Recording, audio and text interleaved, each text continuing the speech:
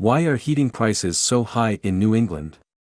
Power plant closures and pipeline cancellations have made the region vulnerable to supply disruptions. Auburn, Maine. Wicked cold doesn't begin to describe New England's weather this winter.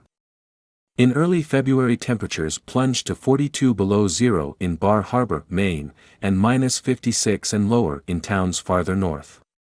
A long-duration nor'easter is expected to dump more than a foot of snow on parts of the region this week, which means the heat will be on in homes from Hartford, Connecticut, to Burlington, Vermont. While most of New England still relies primarily on oil and gas to satisfy its energy needs, power plant closures and pipeline cancellations ensure that households and businesses are paying more for heat and electricity than they have in decades.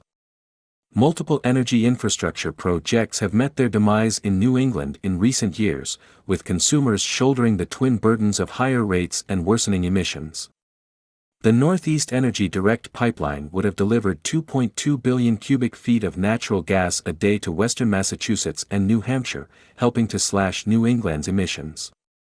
Pipelines emit 61% to 77% less carbon than other overland transport options. But Kinder Morgan, the company behind the project, spiked the pipeline in 2016 in the face of local environmental resistance. In addition to blocking natural fuel production in the region, New Englanders also prevent the construction of new clean energy infrastructure. Only 2 nuclear plants remain in the region, and supply constraints and emissions restrictions limit the future viability of several non-natural gas power plants across New England.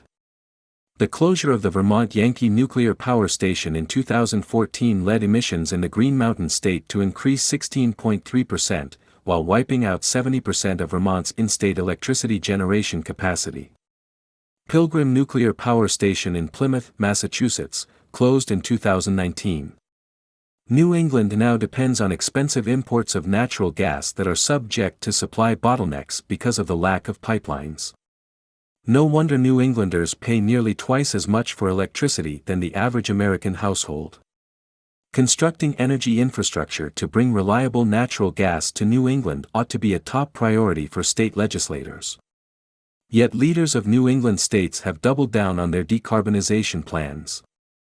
Maine Governor Janet Mills is seeking to achieve what she calls deep decarbonization of the state. Last year, Connecticut Governor Ned Lamont axed a contract to build a natural gas plant in Killingly, on the state's border with Rhode Island. This year, Connecticut's 2 largest utilities hiked their rates by 43%, citing supply chain constraints. Massachusetts' largest utility increased monthly rates by 64% because of higher electric supply prices. New Englanders have options. There's no good reason why they should be paying so much more for heat and electricity. And yet, thanks to decisions made by short-sighted politicians under the influence of activists pushing costly and inefficient renewables, the region is shivering without adequate energy infrastructure during a long, cold winter.